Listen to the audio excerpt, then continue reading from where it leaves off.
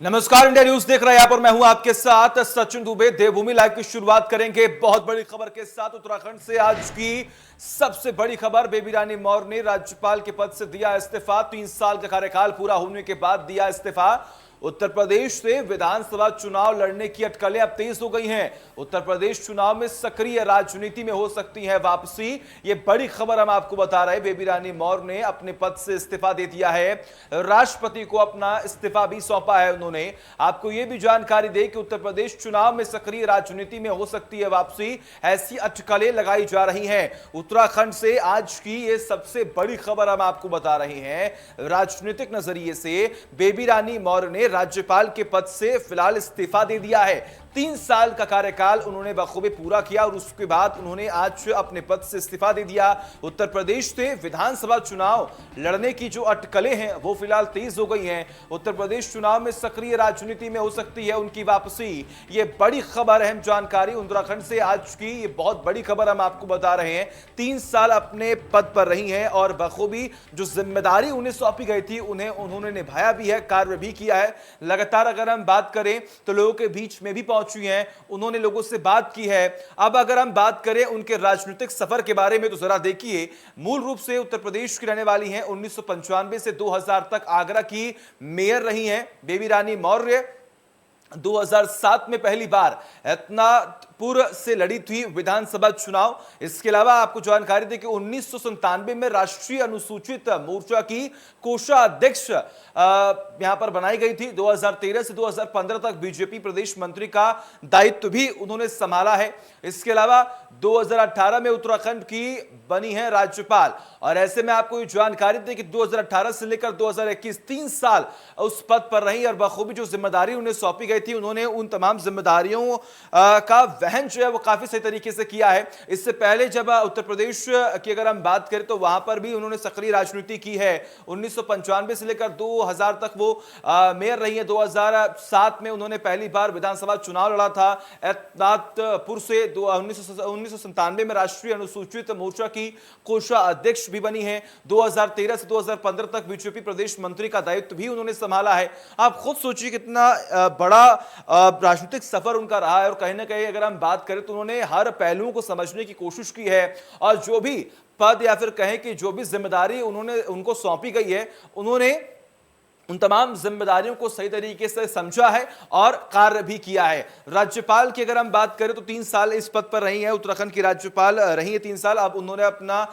इस्तीफा जो है वो दे दिया। अपना इस्तीफा उन्होंने राष्ट्रपति को सौंपा है। और इसके अलावा आपको ये भी जानकारी दी कि फिलहाल जब अटकलें तेज हुई हैं तो ये खबरें सामने आ रही है कि अब उत्तर प्रदेश की राजनीति में सक्रिय वापस से हो सकती हैं।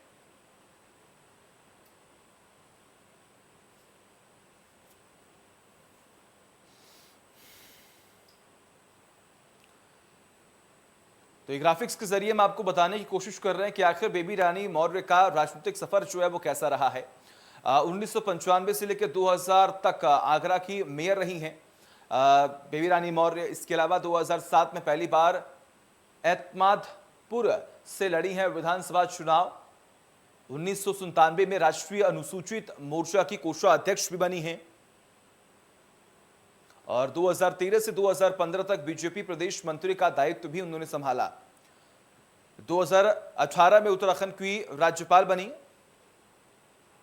और हमारे साथ इस वक्त ब्यूरो चीफ हमारे डॉक्टर प्रवीण जुड़े हुए हैं। डॉक्टर प्रवीण, अगर हम बात करें तो अचानक से फैसला लिया गया हम कह सकते हैं, क्योंकि जब राज्यपाल अपने पद से इस्तीफा दे चुकी हैं तो कहीं ना कहीं अटकलें ये तेज हैं कि आखिर क्या वजह थी इसके पीछे। खबरें ये भी सामने आ रही कि अब उत्तर प्रदेश की राजनीति में वापस से सक्रिय हो सकती हैं।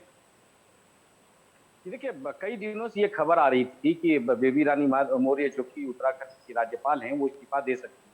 पिछले दिनों दिल्ली गई थी और वहां पर अमित शाह से उनकी मुलाकात हुई थी। उसके बाद ये अटकलें और भी तेज हो गई थी और ये माना जा रहा था कि कभी भी इस्तीफा देकर सक्रिय राजनीति में वापस आ सकती है। तो वही चीज आज देखने को मिली। हालांकि सरकार जो पूरी अधिकृत तौर पर अभी तक कोई बयान नहीं आया है, लेकिन खबर यही मिल रही है कि उन्होंने इस्तीफा दे दिया है और इस्तीफा देने के बाद वापस वो यूपी अपने मूल जो राज्य में जाकर राजनीति करना चाहती हैं। और पार्टी के अंदर इस बात को लेकर पहले से भी चर्चा थी और उनका पहले भी वो मेयर रह चुकी हैं और राजनीति में सक्रिय राजनीति में ठीक ठाक उनका राजनीति में दखल है, तो इस चीज को लेकर चर्चा चल रही थी। और आज ये सुबह जब खबर आई तो अप्रत्याशित खबर जरूर थी, लेकिन पहले से ही इस बात को लेकर चर्चा हो रही थी राजनीतिक गलियारों में। बिल्कुल। ऐसे में अगर हम बात करें तो जब भी सत्ता पक्ष में बैठे कुछ भी ऐसे सियासी फैसले लिए जाते तो कहीं ना कहीं विपक्ष की भी तमाम प्रतिक्रियाएं सामने आती हैं। क्या ऐसे में विपक्ष तो भी हमलावर है या फिर जो फैसला लिया गया है उससे सहमत है विपक्ष? देखिए, विपक्ष की तरफ से अभी कोई बड़ा बयान नहीं आया है। विपक्ष भी कहीं ना कहीं इस फैसले को अप्रत्याशित फैसले के रूप में देख रहा है, लेकिन विपक्ष की तरफ से ऑफ द रिकॉर्ड जो बातें हो रही है कि जब राज्यपाल ने इस्तीफा दिया है तो पहले उनकी बातचीत हो गई होगी पार्टी में। और ठीक है, पार्टी के बिल्कुल अंदर प्रवीण, लगातार आप बने रहिए हमारे साथ, तमाम अपडेट्स हम आपसे लेते रहेंगे। रुक करते हैं इसी बीच एक और बड़ी खबर का। प्रहलाद जोशी बने हैं उत्तराखंड के बीजेपी प्रभारी। ये बड़ी खबर, अहम जानकारी आपकी टीवी स्क्रीन पर। बीजेपी ने प्रहलाद जोशी को बनाया चुनाव प्रभारी। लॉकेट अगर हम बात करें, चटर्जी को बनाया गया सह प्रभारी। सरदार आरपी सिंह भी बने हैं सह प्रभारी। तो ये फिलहाल हम आपको बता रहे हैं कि आखिर नई जिम्मेदारी जो है वो किन्हें सौंपी गई है। मिशन उत्तराखंड पर अब बीजेपी जो है वो अपना सख्त रुख अपना रही है। बीजेपी प्रभारी सह प्रभारी का ऐलान कर दिया गया है। सबसे पहले अगर हम बात करें तो प्रहलाद जोशी जो है वो यहाँ पर प्रभारी बनाए गए हैं। वही दूसरी तस्वीर जो आपके सामने है वो लॉकेट चटर्जी सह प्रभारी बनाई गई हैं। वही तीसरी तस्वीर जो आपके सामने है वो आरपी सिंह की है। सरदार आरपी सिंह सह प्रभारी जो हैं वो बनाए गए हैं। तो ये तीन महत्वपूर्ण नाम जो है वो सामने आ रहे हैं जिन्हें अब एक नई जिम्मेदारी जो है वो सौंपी गई है। और इन जिम्मेदारियों के जरिए हम आपको ये बताने की कोशिश कर रहे हैं कि आखिर किस तरीके से आने वाले वक्त में चुनाव जीतने को लेकर पुख्ता इंतजाम किए जा रहे हैं। हमारे साथ हमारे ब्यूरो चीफ प्रवीण जुड़े हुए। प्रवीण, ये तीन नाम जो फिलहाल सबके सामने हैं, क्या लगता है जो सरकार की तरफ से फैसला लिया गया या फिर पार्टी की तरफ से जो फैसला लिया गया है, क्या उसका असर आने वाले वक्त में पार्टी को देखने को मिलेगा? क्या इसका फायदा मिलेगा पार्टी को?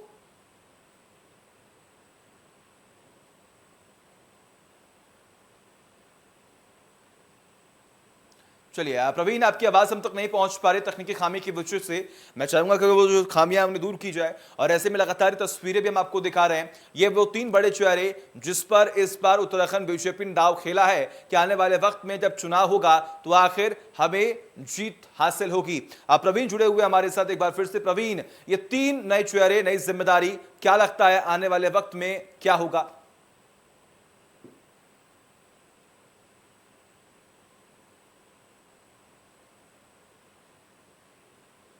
प्रवीण, क्या आपको मेरी आवाज मिल रही है? प्रवीण, चलिए हमारा संपर्क जो यहां पर टूट चुका है। और ऐसे में लगातार ये तस्वीर में आपको दिखाने की पूरी कोशिश कर रहे हैं, ग्राफिक्स के जरिए हम आपको समझाने की कोशिश कर रहे हैं कि आखिर आने वाले वक्त में जब चुनाव की तैयारियां में अगर बीजेपी लगी हुई है तो आखिर क्या बड़े बदलाव यहां पर किए जा रहे हैं। प्रभारी सह प्रभारी का ऐलान यहां पर कर दिया गया है। सरदार आरपी सिंह सह प्रभारी बनाए गए हैं। अगर हम बात करें तो प्रहलाद जोशी जो कि प्रभारी बनाए गए हैं। वही दूसरी ओर अगर हम बात करें तो यहां पर यह तस्वीर आपके सामने है, लॉकेट चटर्जी को सह प्रभारी बनाया गया है। आगे बढ़ते हैं। सीएम पुष्कर सिंह धामी का नैनीताल दौरा। जो यहां ये बड़ी खबर, अहम जानकारी। सीएम बनने के बाद पहली बार नैनीताल पहुंचे हैं सीएम। जिले को देंगे 127 करोड़ की सौगात। कई परियोजनाओं का होगा लोकार्पण और शिलान्यास। आज रात नैनीताल में ही रहेंगे सीएम पुष्कर सिंह धामी। ये बड़ी खबर, अहम जानकारी आपकी टीवी स्क्रीन पर। सीएम बनने के बाद पहली बार नैनीताल पहुंचे हैं सीएम पुष्कर सिंह धामी। जोरदार तैयारियां हो रही हैं, भव्य स्वागत करने की तैयारी हो रही है। जिले को देंगे 127 करोड़ की परियोजनाओं की सौगात। कई परियोजनाओं का होगा लोकार्पण और शिलान्यास। आज रात नैनीताल में ही रहेंगे सीएम पुष्कर सिंह धामी। मुख्यमंत्री बनने के बाद ये पहली बार नैनीताल के दौरे पर जा रहे हैं। तमाम तैयारियां हो रही हैं, पुख्ता इंतजाम किए जा रहे हैं। कोशिश यही है कि वहां पर कोई कमियां जो है वो ना देखने को मिले। हालांकि जब पुष्कर सिंह धामी वहां पर जाएंगे तो उम्मीद ये की जा रही है कि लोगों से रूबरू भी होंगे। तमाम बैठकें होंगी जिस पर मंथन किया जाएगा, बातचीत होगी। कई महत्वपूर्ण मुद्दों को लेकर बातचीत होने वाली है क्योंकि आने वाले वक्त में चुनाव है। चुनाव को लेकर भी तमाम तैयारियां हो रही हैं, अलग अलग फैसले लिए जा रहे हैं। बीजेपी लगातार अपनी रणनीति में बदलाव भी कई हद तक करती हुई दिखाई दे रही है। लेकिन ऐसे में ये अहम दौरा माना जा रहा है क्योंकि नैनीताल की अगर हम बात करें खास तौर पर तो वहां पर भी एक बड़ा तबका जो है वो बीजेपी को वोट करता है और ऐसे में पूरी कोशिश यहां पर ये की जाएगी कि जब वहां पर जाएं तो लोगों तक ये बात पहुंचाई जाए कि आखिर बीजेपी पार्टी जब से सत्ता में आई है तो आखिर किस तरीके से उत्तराखंड का विकास हुआ है, जनता को लाभ पहुंचा है, विकास की राह पर उत्तराखंड जो आगे बढ़ रहा है और ऐसे ही आने वाले वक्त में उत्तराखंड वासियों के लिए तमाम बड़ी सौगातें भी दी जाएंगी। खबरें यह भी सामने आ रही है कि 127 करोड़ की परियोजनाओं का लोकार्पण और शिलान्यास कर सकते हैं मुख्यमंत्री और इसी को लेकर तमाम तैयारियां हो रही हैं, पुख्ता इंतजाम भी किए जा रहे हैं। ये बड़ी खबर हम आपको बता रहे हैं, बड़ी और अहम जानकारी आपकी टीवी स्क्रीन पर। मुख्यमंत्री बनने के बाद ये पहली बार नैनीताल पहुंच रहे हैं। ताराचंद जोशी हमारे साथ जुड़े हुए, हमारे सहयोगी। ताराचंद जोशी, फिलहाल क्या अपडेट है, क्या तैयारियां हो रही हैं, कब पहुंचेंगे, वहां पर क्या प्रोग्राम है पूरा? जी देखिए, मुख्यमंत्री पुष्कर सिंह धामी नैनीताल पहुंच चुके हैं और उन्होंने यहां पर 106 करोड़ की 66 योजनाओं का लोकार्पण और शिलान्यास किया है। और मुख्यमंत्री ने ये शिलान्यास और लोकार्पण करने के बाद कहा है कि उनका जो मुख्य जो लक्ष्य है वो जो योजनाएं हैं उनका लोकार्पण करना है, बल्कि शिलान्यास करना नहीं। और जो भी योजनाएं वो यहाँ पर घोषणा कर रहे हैं वो सारी घोषणाएं पूरी होके रहेंगी। और इसके अलावा उन्होंने जनता से सीधा संवाद करने के लिए जितने भी अधिकारी हैं प्रदेश के, उन्होंने कहा है कि वो जनता से सीधा संवाद करें। किसी भी व्यक्ति की जो कोई भी ठीक है, ठीक है, बिल्कुल। आप लगातार बने रहिए हमारे साथ, तमाम अपडेट्स हम आपसे लेते रहेंगे। आगे बढ़ते हैं नैनीताल से एक और बड़ी खबर। सीएम पुष्कर सिंह धामी के दौरे का विरोध भी लगातार हो रहा है। महिला कांग्रेस और यूथ कांग्रेस ने किया है विरोध। काले गुब्बारे और काले झंडे लेकर जमकर नारेबाजी की गई है। सीएम गो बैक के लगाए हैं नारे। विरोध कर रहे लोगों को पुलिस ने हिरासत में भी ले लिया है। ये बड़ी खबर, तस्वीरें आपके सामने। आप देखिए किस तरीके से अपने हाथों में काले झंडे, काले कपड़े लेकर दौरे का विरोध किया जा रहा है। जब पुष्कर सिंह धामी यहां पर पहुंचे हैं तो जमकर नारेबाजी भी की गई है। हालांकि आप देखिए किस तरीके से पुलिसकर्मी जो है वो मौके पर मौजूद है और उन्हें जीप में डालने की कोशिश की जा रही है। ताराचंद जोशी हमारे साथ जुड़े हुए, हमारे सहयोगी। ताराचंद जोशी, फिलहाल क्या अपडेट है? जब मुख्यमंत्री यहां पर पहुंच रहे हैं तो कांग्रेस की तरफ से जमकर उनका विरोध भी किया जा रहा है। कितने लोगों की गिरफ्तारी हुई है? जी देखिए, यहाँ पर यूथ कांग्रेस और महिला कांग्रेस के जो कार्यकर्ता थे उन्होंने मुख्यमंत्री के दौरे का यहाँ पर विरोध किया और कांग्रेस कार्यकर्ताओं को काबू में करने के लिए भारी पुलिस बल यहाँ पर तैनात किया गया था। और पुलिस ने जितने भी महिला कार्यकर्ता और जितने भी यूथ कांग्रेस के जो लोग थे, लगभग 2 दर्जन से ज्यादा लोगों को यहाँ पर गिरफ्तारी हुई है। और उनको जो जहाँ पर प्रोग्राम होना था वहाँ पर जाने की कोशिश इन लोगों की थी। काले झंडे दिखाए गए थे, उसमें विरोध किया गया था और पुलिस ने ऐन वक्त पर पहुंचकर इन सब लोगों को वहां से हटाया है और किसी तरह इनको वहां से दूर लेकर गए हैं पुलिसकर्मी। और उसके बाद मुख्यमंत्री यहां पर पहुंच चुके हैं और 106 करोड़ की उन्होंने योजनाओं का यहां पर लोकार्पण और शिलान्यास कर दिया है। जी ठीक है, बिल्कुल। बहुत बहुत शुक्रिया आपका तमाम जानकारी के लिए। लगातार नजर आप बनाए रखें, तमाम अपडेट्स हम आपसे लेते रहेंगे। तो सुना आपने, यहाँ पर गो बैक के नारे जो है वो लगे हैं, जमकर विरोध किया गया है। हालांकि सख्ती से पुलिस जो है वो एक्शन ले रही है कि कहीं पर भी कोई लापरवाही और चूक की कोई गुंजाइश जो है वो ना हो। और ये तस्वीरों के जरिए आप देखें किस तरीके से जमकर नारेबाजी और विरोध जो है वो की जा रही है। और वही अब हम आपको 2 तस्वीरें दिखाने जा रहे हैं कि जब मुख्यमंत्री वहां पर पहुंचे तो किस तरीके से उनका भव्य स्वागत किया गया। तो वही दूसरी ओर आप देख पा रहे हैं कांग्रेस किस तरीके से सीएम के दौरे को लेकर विरोध करती हुई दिखाई दे रही है। एक तरफ आप देखिए सीएम का दौरा, तो वही दूसरी ओर कांग्रेस का विरोध लगातार जारी है। जब वो हॉल में पहुंचे तो उनका भव्य स्वागत किया गया, सभी का अभिवादन उन्होंने स्वीकार किया और फिर आगे बढ़े।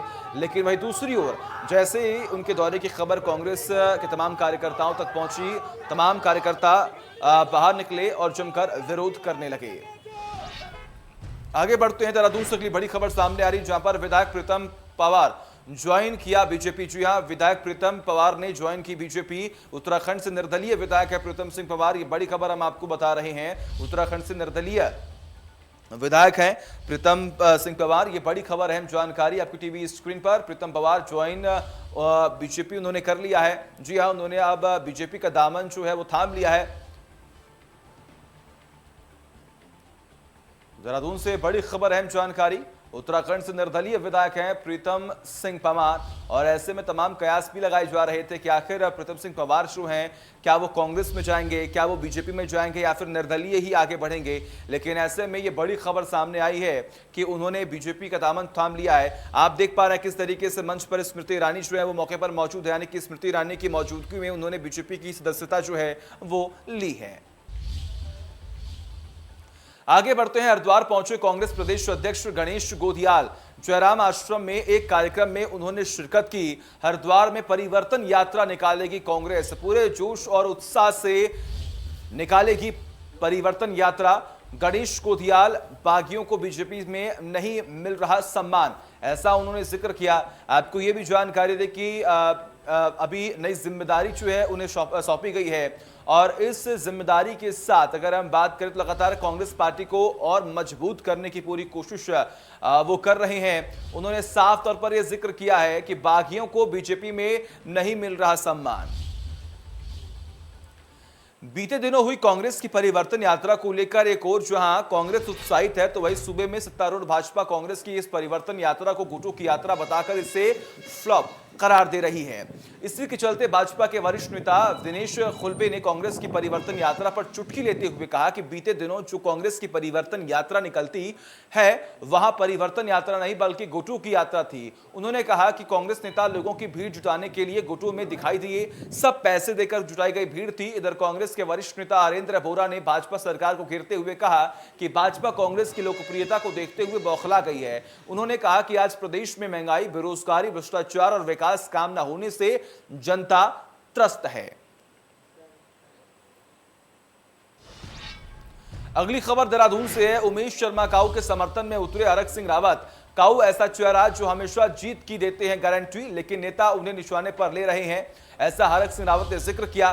सभी नेताओं का बीजेपी में नहीं हो रहा सम्मान। जी हां, ये बड़ी खबर। उत्तराखंड में चुनावी सरगर्मी तेज हो चुकी है। 2016 में कांग्रेस से छोड़कर बीजेपी में आए नेताओं का विरोध अब तेज हो चुका है। यह हालात है कि पार्टी में अंदर खाने राजनीतिक अदावत चरम पर पहुंच चुका है। पिछले दिनों रायपुर विधानसभा में विधायक और एक अन्य गुट के नेता के बीच झड़प ने पार्टी के अंदर खलबली मचा दी थी।